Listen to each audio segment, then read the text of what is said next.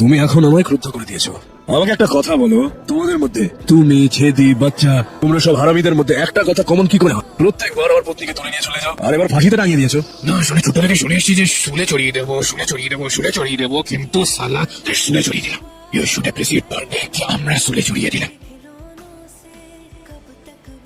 এমনি জানার জন্য আমি জিজ্ঞাসা করছি, প্রথমে কাকে বাঁচাবে?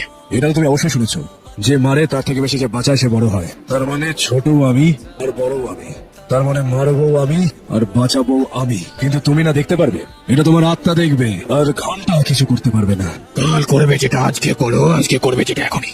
এখন আর প্রেজেন্টের কথা বলছো?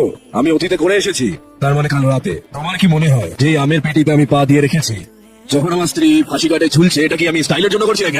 গাধা, এখন আমি তোদের দেখাই যে আমি তোর কিভাবে মারি।